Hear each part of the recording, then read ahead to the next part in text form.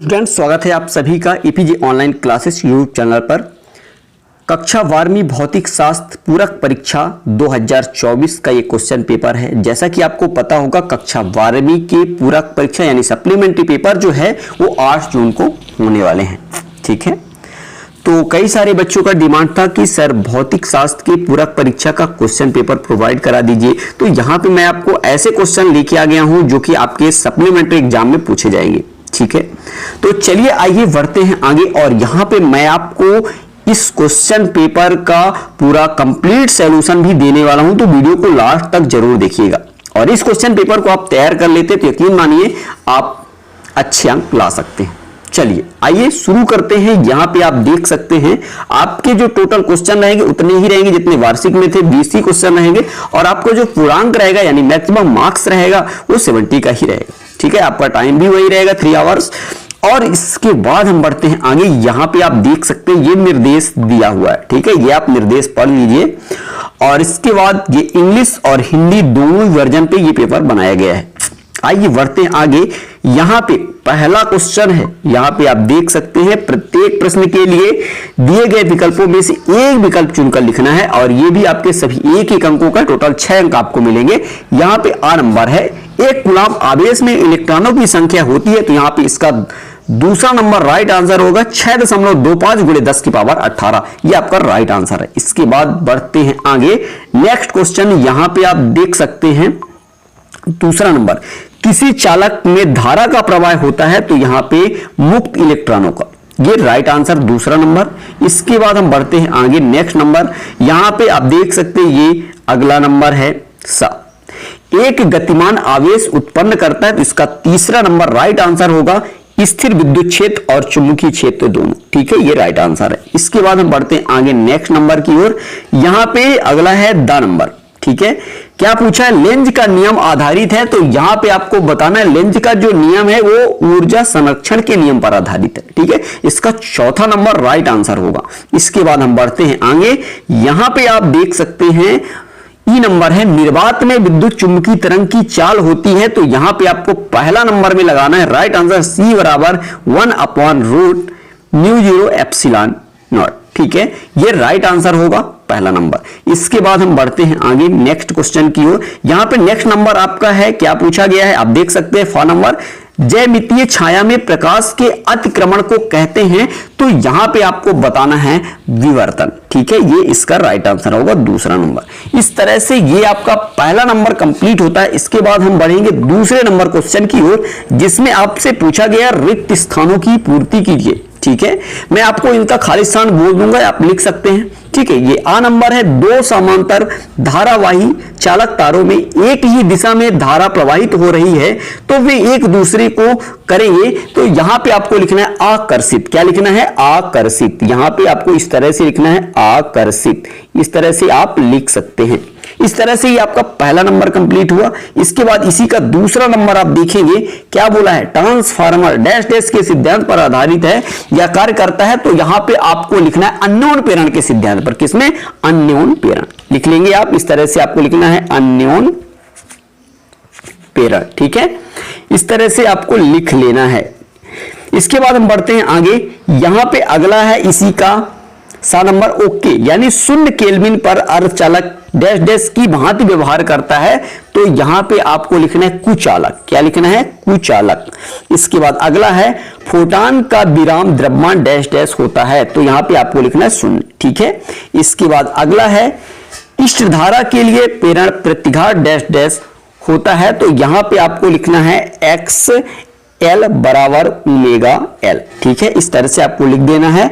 अगला है फा नंबर, प्रकाश के डैश डैश के लिए अवरोध के आकार को प्रकाश के तरंगदैर्घ्य की कोटि का होना चाहिए, तो यहां पे आपको लिखना है प्रकाश विद्युत प्रभाव। क्या लिखना है यहां पे, प्रकाश विद्युत प्रभाव। इस तरह से ये आपका क्वेश्चन नंबर 2 भी कंप्लीट होता है। इसके बाद आइए हम बढ़ते हैं आगे क्वेश्चन नंबर 3 की ओर, जिसमें पूछा गया है सत्य या असत्य लिखिए। ये आपके एक अंकों का टोटल 5 अंक आपको मिलेंगे। ठीक है, यहाँ पे आ नंबर है, हाइड्रोजन परमाणु की आयनन ऊर्जा 13.6 इलेक्ट्रॉन वोल्ट होती है। तो यहां पे आपको बताना है इसका राइट आंसर जो होगा वो सत्य है। ठीक है, इसके बाद 12 नंबर है, जब इलेक्ट्रॉन अपनी उच्च ऊर्जा अवस्था से निम्न ऊर्जा अवस्था में गिरता है तो इस प्रक्रिया में वह एक फोटॉन उत्सर्जित करता है, ये क्या है, तो ये भी आपका सत्य है। ठीक है, यानी राइट है। 7 नंबर देखेंगे आप, हाइड्रोजन बम की प्रक्रिया, हाइड्रोजन बम की क्रिया विधि नाभिकीय विखंडन पर आधारित है, ये आपका असत्य है। ठीक है, इसके बाद 10 नंबर है, प्रकाशिक तंतु व्यतिकरण के सिद्धांत पर कार्य करता है, ये भी आपका असत्य है। इसके बाद ई नंबर, सामान्य समायोजन की स्थिति में खगोलीय दूरदर्शी की नली की लंबाई F0 - FE होती है, ये भी आपका असत्य है। इस तरह से ये आपका कंप्लीट होता है। इसके बाद हम बढ़ते हैं आगे नेक्स्ट क्वेश्चन की ओर, क्वेश्चन नंबर 4 की ओर। यहां पे आप देख सकते हैं ये रहा आपका क्वेश्चन नंबर 4। ठीक है, जिसमें आपसे सही जोड़ी पूछा गया है। सही जोड़ी बनाई, ये आपके सभी एक एक अंकों का है, टोटल 6 अंक आपको यहां से मिलेंगे। ठीक है, तो यहां पे क्या पूछा है, पहले नंबर में क्या पूछा, रेडियो तरंगे। तो रेडियो तरंगे का जो आंसर हो जाएगा मार्कोनी यानी ई नंबर राइट आंसर होगा। इसके बाद दूसरा है परावैगनी तरंगे, इसका आ नंबर राइट आंसर हो जाएगा रिटर। ठीक है, इसके बाद तीसरा है दृश्य प्रकाश, दृश्य प्रकाश का राइट आंसर हो जाएगा द नंबर न्यूटन। ठीक है, इसके बाद चौथा नंबर आप देख सकते हैं द्रव्य तरंगे, द्रव्य तरंगे इसका हो जाएगा ब नंबर, यहां पे डी ब्रॉगली। ठीक है, इसके बाद पांचवा है प्रकाश विद्युत प्रभाव का समीकरण, प्रकाश विद्युत प्रभाव का समीकरण ये हो जाएगा आइंस्टीन यानी फा नंबर। ठीक है, इसके बाद छठवां है इलेक्ट्रॉन की खोज, तो यहां पे आपको बताना है जे थॉमसन। ठीक है, इस तरह से ये आपका क्वेश्चन नंबर 4 भी कंप्लीट होता है। आइए इसके बाद हम बढ़ते हैं आगे, और ये रहा आपका क्वेश्चन नंबर 4, जिसमें आपसे पूछा गया है एक शब्द या एक वाक्य में उत्तर लिखिए। ये भी आपके एक एक अंकों का, टोटल आपको यहां से 5 नंबर मिलेंगे।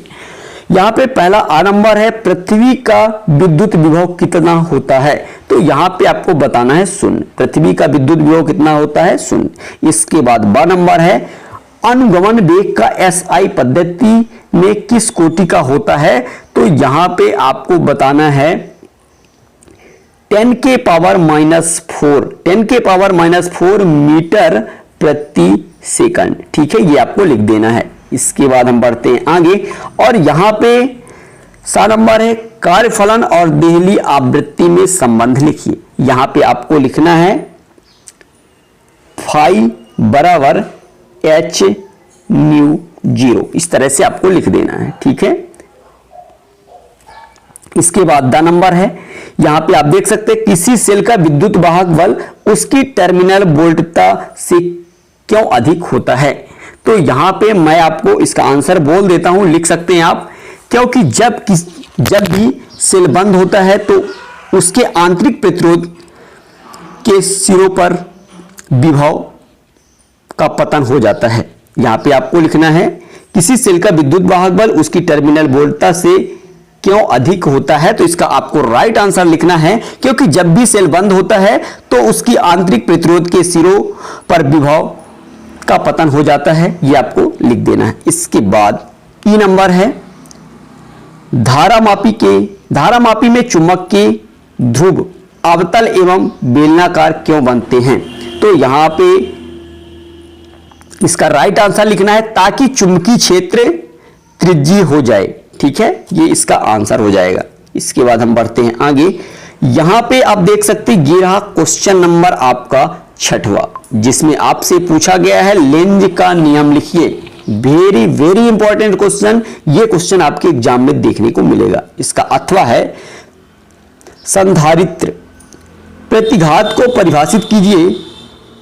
यहां पे ये भी कह सकते हैं धारितीय प्रतिघात को परिभाषित कीजिए, इसका SI मात्रक लिखिए। ठीक है, इसके बाद इसका क्वेश्चन नंबर 7 है किसी परिपथ में 0.1 सेकंड में धारा 5.0 A से 0.0 A यानी A का मतलब एम्पियर है तक गिरती है, यदि औसत प्रेरित विद्युत धारा वाहक बल 200 वोल्ट है तो परिपथ में स्वप्रेरकत्व का आकलन कीजिए। ठीक है, ये आपके 2 अंकों का क्वेश्चन है। इसके बाद हम बढ़ते हैं आगे। इसका अथवा है, यहां पे आंकिक प्रश्न पूछा गया है। एक 60 माइक्रोफैरेड का संधारित्र 110 वोल्ट 60 हर्ट्ज एसी आपूर्ति से जोड़ा गया है। परिपथ में धारा के आरएमएस मान को ज्ञात कीजिए। इसके बाद हम बढ़ते हैं आगे नेक्स्ट क्वेश्चन की ओर। यहां पे ये रहा आपका क्वेश्चन नंबर 8वां, जिसमें पूछा गया है वाहनों में पीछे का दृश्य देखने के लिए किस दर्पण का उपयोग किया जाता है और क्यों। इसका अथवा है, अवतल दर्पण के नीचे का आधा भाग काला कर दिया जाता है, प्रतिबिंब पर क्या प्रभाव पड़ेगा। ठीक है, इसके बाद हम बढ़ते हैं आगे नेक्स्ट क्वेश्चन। यहां पे है क्वेश्चन नंबर 9वां। यहां पे आप देख सकते हैं किसी पदार्थ का अपवर्तनांक √2 है, इसके लिए क्रांतिक कोण का मान क्या होगा। यह भी आपके 2 अंकों का क्वेश्चन। यहां पे इसका अथवा है, एक खगोलीय दूरदर्शी की आवर्धन क्षमता 15 तथा दोनों लेंसों के बीच की दूरी 80 सेंटीमीटर है। यदि अभिदर्शक और नेत्रिका दोनों उत्तल लेंस हो तो उसकी फोकस दूरियों की गणना कीजिए। आइए बढ़ते हैं आगे नेक्स्ट क्वेश्चन की ओर। यहां पे ये रहा आपका क्वेश्चन नंबर 10वां। ठीक है, निम्न से किस प्रकार का तरंगाग्र निर्गत होता है।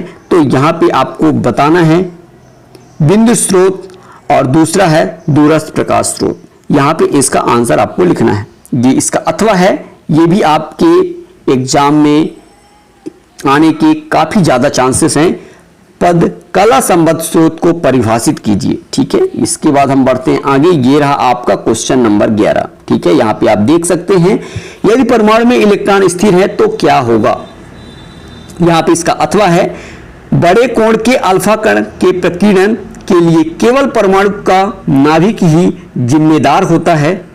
कथन की व्याख्या कीजिए। इसके बाद बढ़ते हैं आगे नेक्स्ट क्वेश्चन। ये रहा क्वेश्चन नंबर 12, जिसमें पूछा गया द्रव्यमान क्षति क्या है, परिभाषित कीजिए। और इसका अथवा है, रेडियो एक्टिविता को परिभाषित कीजिए। आइए बढ़ते हैं आगे। यहां पे ये रहा क्वेश्चन नंबर आपका 13। ठीक है, इसमें पूछा गया है किसी विद्युत सेल के आंतरिक प्रतिरोध को परिभाषित कीजिए। इसका मान किन किन कारकों पर तथा किस प्रकार निर्भर करता है। कोई 2 लिखना है। ये आपके 3 अंकों का है। इसके बाद इसका अथवा है, किसी पदार्थ की प्रतिरोधकता को परिभाषित कीजिए। ताप के साथ नंबर 1 अच्छा चालक और दूसरा नंबर अर्धचालक की प्रतिरोधकता किस प्रकार परिवर्तित होती है, ये आपको लिखना है। आइए बढ़ते हैं आगे नेक्स्ट क्वेश्चन की ओर। यहां पे क्वेश्चन नंबर आपका है 14। वायो सावर्ट का नियम लिखिए तथा इस नियम को सदिश रूप में व्यक्त कीजिए। इसका अथवा है, एम्पियर का परपथी नियम लिखिए एवं सिद्ध कीजिए। ये तो आपके एग्जाम में देखने को मिलेगा ही 101%। ठीक है, इसके बाद इसका क्वेश्चन नंबर 15 है, एन प्रकार एवं पी प्रकार के अर्धचालकों में कोई 3 अंतर लिखिए। इसके बाद हम बढ़ते हैं आगे। इसका अथवा है, निज अर्धचालक और अपद्रवी अर्धचालक में कोई 3 अंतर लिखना है। आइए बढ़ते आगे। क्वेश्चन नंबर आपका 16 है। यहां पे आप देख सकते हैं क्वेश्चन नंबर 16 में पूछा गया, पीएन संधि डायोड का पूर्ण तरंग दिष्टकारी के रूप में उपयोग हेतु परिपथ आरेख खींचिए एवं कार्यविधि समझाइए। ठीक है, इसके बाद इसका अथवा है, पीएन संधि डायोड की कार्य विधि अग्र अभिनत एवं पश्च अभिनत में विद्युत आरेख खींचकर समझाइए। ठीक है, इसके बाद हम बढ़ते हैं आगे। यहां पे आप देख सकते हैं ये रहा आपका क्वेश्चन नंबर 17।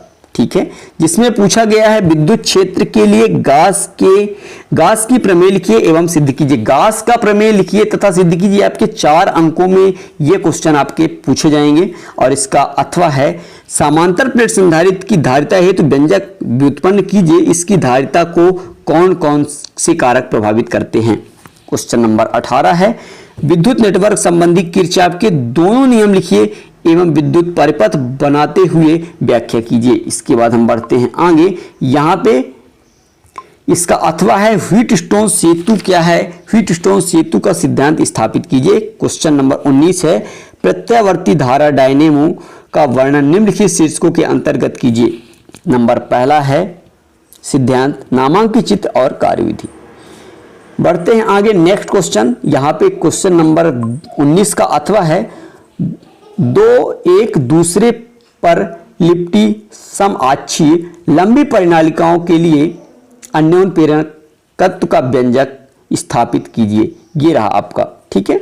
इसके बाद क्वेश्चन नंबर 20 है संयुक्त सूक्ष्मदर्शी का वर्णन निम्नलिखित शीर्षकों के अंतर्गत कीजिए। ये भी आपके 4 अंकों का क्वेश्चन है। इसमें पूछा गया है प्रतिबिंब बनने की व्याख्या का किरण आरेख, और यहाँ पे इसका दूसरा है आवर्धन क्षमता की सूत्र की स्थापना जबकि अंतिम प्रतिबिंब पृष्ठदर्शी की न्यूनतम दूरी पर बने, ठीक है। इस तरह से ये आपका क्वेश्चन कंप्लीट होता है। इसका अथवा आप देख सकते हैं, यहाँ पे आपको किसी प्रतिबिंब के लिए सिद्ध करना है म्यू बराबर sine A plus del M upon 2 upon sine A upon 2, ये आपको प्रूव करना है, ठीक है। तो इस तरह से ये आपका कंप्लीट होता है। आशा करता हूँ ये वीडियो आपको पसंद आया होगा और इसका नेक्स्ट वीडियो में फुल सॉल्यूशन भी मिल जाएगा। तो इस वीडियो को आप अच्छी तरह से देखिए और इस क्वेश्चनों को सॉल्व कर लीजिए। चलते हैं नेक्स्ट वीडियो में मिलेंगे, तब तक के लिए जय हिंद जय भारत, थैंक यू।